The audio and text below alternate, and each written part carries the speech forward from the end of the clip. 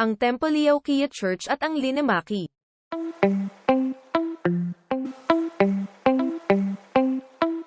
Dance!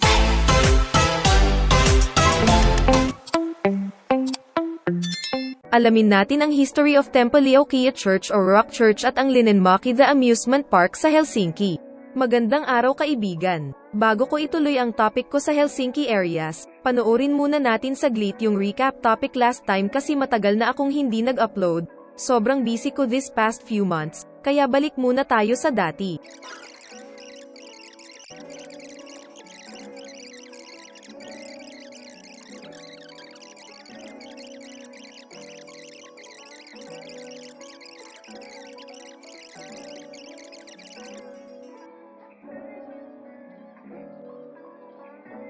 Pag-usapan natin ang simbahan sa Helsinki the Rock Church o Temple-Liukiya Church. Ang Temple-Liukiya Church ay isang Lutheran church sa Turku neighborhood ng Helsinki, Finland. Ang simbahan ay dinisenyo ng mga arkitekto at magkapatid na sina Timo at Tuomo Suomalainen at binuksan noong 1969. Direktang itinayo sa solidong bato, kilala rin ito bilang Church of the Rock and Rock Church. Ang simbahan ng Temple-Liukiya ay isa sa pinakasikat na atraksyong panturista sa lungsod. Bukod sa Helsinki Cathedral at Ouspensky Cathedral, kalahating milyong tao ang bumibisita dito taon-taon. Ang simbahang tinabas ng bato ay matatagpuan sa gitna ng Helsinki. Ang pagpapanatili ng orihinal na katangian ng parisukat ay ang pangunahing konsepto sa likod ng gusali. Ang kakaibang pagpili ng anyo ay ginawa itong paborito ng mga profesional at mahilig sa arkitektura. Ang mga kasangkapan sa simbahan ay dinisenyo ng mga arkitekto. Ang organ builder na si Vico Virtanen ang gumawa ng organ ng simbahan, na mayroong 43 stops at 3,001 pipe. Walang mga kampana sa simbahan. Ang isang recording ng mga kampana na binubuo ni Tan Ilay Kuusisto ay pinapatugtog sa pamamagitan ng mga loudspeaker sa panlabas na dingding.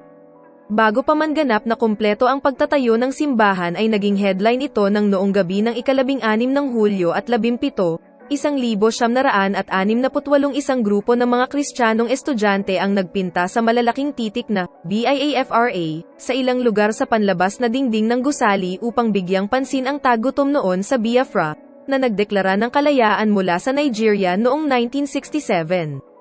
Ang argumento ng mga estudyante noon ay bahagi ng revolusyonaryong kilusang estudyante noong 1960s ay ang perang ginastos sa bagong marangyang simbahan ay maaaring mas mahusay na gastusin sa tulong sa Biafra at sa ibang lugar sa Africa.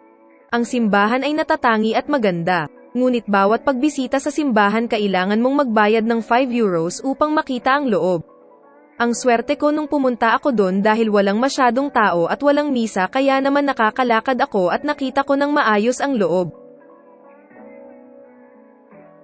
Ang church na ito bago ka makapasok sa loob ay mayroong reception desk o cashier, kung saan ka magbabayad ng entrance at kasunod naman ang souvenir shop.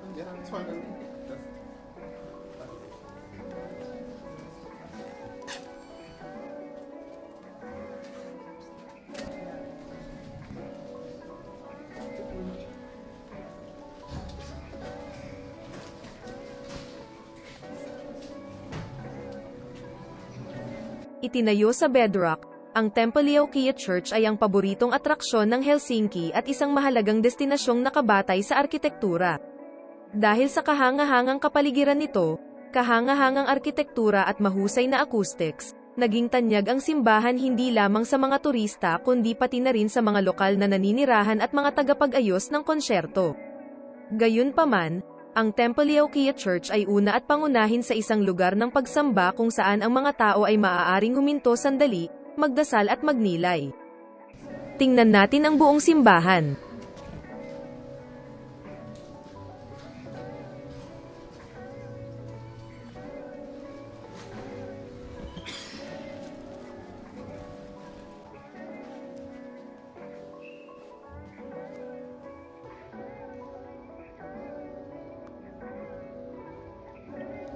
Simple lang pero natatanging simbahan.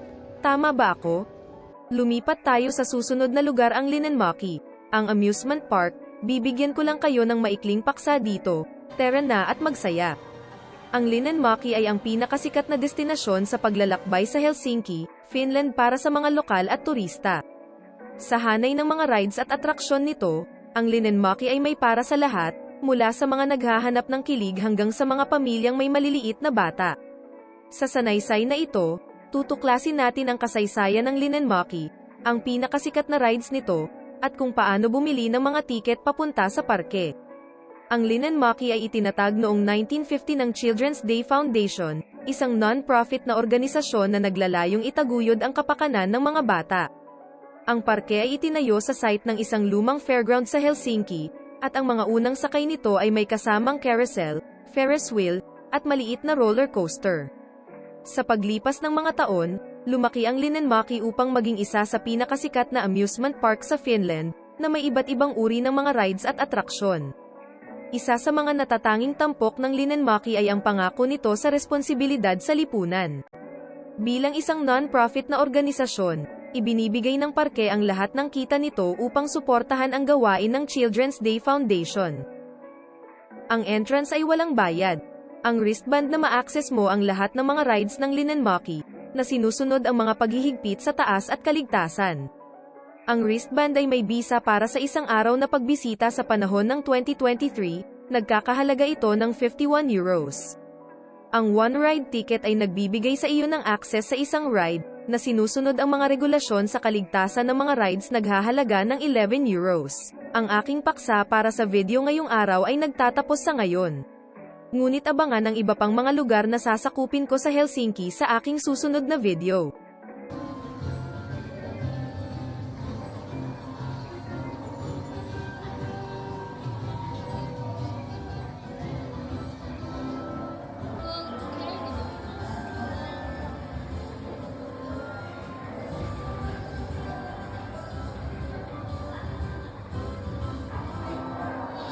Bago ang lahat, ang ride na ito ang paborito ko sa lahat ng rides dito na tinatawag nitong Taiga. Muli salamat sa iyong panonood. See you next time. Dance!